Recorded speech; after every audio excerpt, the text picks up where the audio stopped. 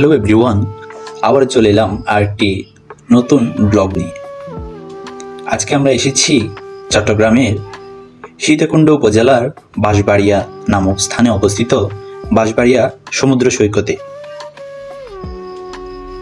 ইতিহাস বলছে 2009 সালে কাশেম রাজা নামে স্থানীয় এক রাজনৈতিক নেতা এই সমুদ্র সৈকতটির উন্নয়নের চেষ্টা করেন এবং এটির প্রচারণা চালান। এরপর থেকে সৈকতটি পরিচিতি লাভ করতে শুরু করে এবং দর্শনার্থী আসাও শুরু করে। বর্তমানে প্রতিদিনই এখানে অনেক পর্যটক ঘুরতে আসেন। তবে আপনাদেরকে বলে রাখি, সঠিক রক্ষণাবেক্ষণের অভাবে সৈকতটি পর্যটকদের জন্য খুব একটা নিরাপদ নয়। তাই প্রতি বছরই এখানে অনেকটা দুর্ঘটনা ঘটে। 2018 সালে 21 জুন 2 জন শিক্ষার্থী এই সৈকতে ঘুরতে এসে নিখোঁজ হয়ে যায় এবং একই বছরের 6 জুলাই নিখোঁজ হন একই পরিবারের 3 জন সদস্য। এই কারণে জেলা প্রশাসন সমুদ্র সৈকতটির কিছু জায়গা নিষিদ্ধ ঘোষণা করছে। চট্টগ্রামের সীতাকুণ্ড উপজেলা যেন সব প্রাকৃতিক রূপ নিয়ে বসে আছে। এখানে আছে পাহাড়, লেক, ঝর্ণা, সমুদ্র সৈকত ও প্রাচীন স্থাপনা সহ আরও নানা কিছু। বাঁশবাড়িয়া সমুদ্র সৈকত তেমনই পর্যটকের জন্য এমনই আকর্ষণীয় স্থান।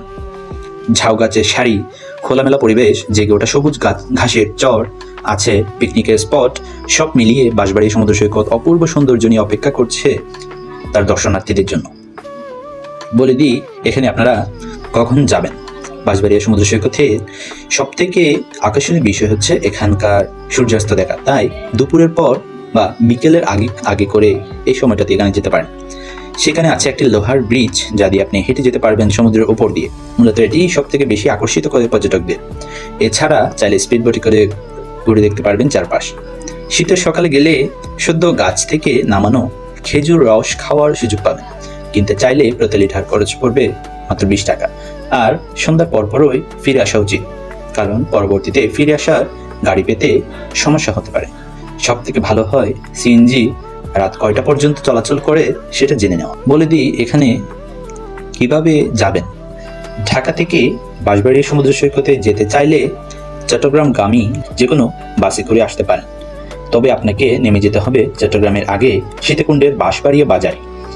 বাসের সুপারভাইজারকে আগেই বলে রাখবেন যেন বাঁশবাড়িয়া নামিয়ে দেয়। ঢাকা থেকে ট্রেনে করে যেতে চাইলে আপনাকে প্রথমে ফেনী নামতে হবে।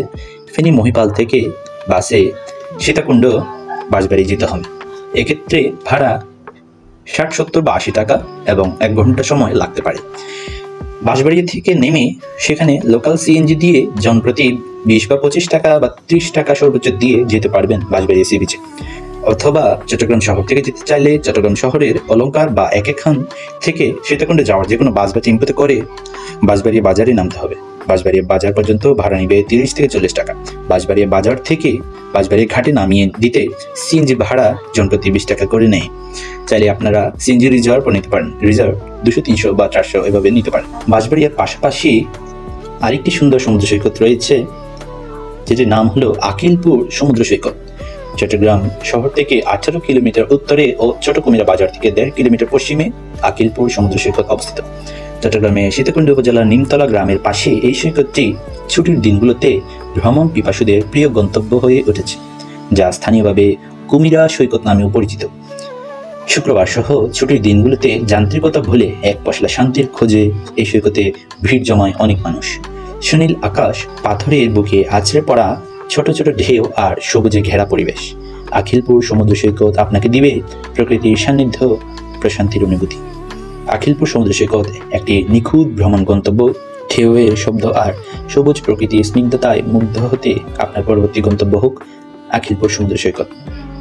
আখিলপুর সমুদ্র সৈকতের ইতিহাসটি জেনে নিই। এক সময় আখিলপুর ছিল ঘূর্ণিঝড় ও জলোচ্ছ্বাস প্রবণ এলাকা। মানুষের জীবন রক্ষায় সরকার বাঁধ নির্মাণ করেন এখানে এবং বাঁধ রক্ষা করতে বসানো হয় বিভিন্ন কংক্রিটের ব্লক। বাঁধের চারপাশে সারি সারি গাছ লাগানো হয়, যা স্থানটির নৈসর্গিক সৌন্দর্যকে আরও বাড়িয়ে দেয়। বর্তমানে এখানে পর্যটকদের জন্য বিশ্রামের জায়গা, দোকানপাট এবং শৌচাগারের ভালো ব্যবস্থা রয়েছে।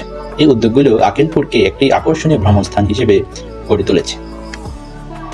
আকিলপুরের বিভিন্ন আকর্ষণীয় দিক হচ্ছে নয়নাভিরাম দৃশ্য। এখানে পাথরের উপর বসে ঢেউর শব্দ শোনা, নোনতা হাওয়ার স্পর্শ আর খালি পায়ে হেঁটে শামুক ঝিনুক পুরানোর আনন্দ পাবেন।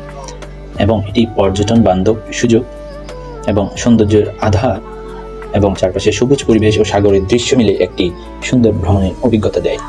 আমরা অফ সিজনে এখানে গিয়েছিলাম এবং আমরা অনেকটাই প্রকৃতির সান্নিধ্য পেয়েছি এবং অবসর সময় বা ছুটির দিনে চট্টগ্রাম শহরের আশেপাশে কোথাও ঘুরতে চাইলে ঘুরে আসতে পারেন এই আকিলপুর সমুদ্র সৈকত এবং বাঁশবাড়ি সমুদ্র সৈকত থেকে। আশা করি দুটো জায়গায় আপনাদের খুবই ভালো লাগবে। ধন্যবাদ সবাইকে। আশা করছি আজকের ব্লগটি আপনাদের কাছে ভালো লেগেছে। Thanks for watching.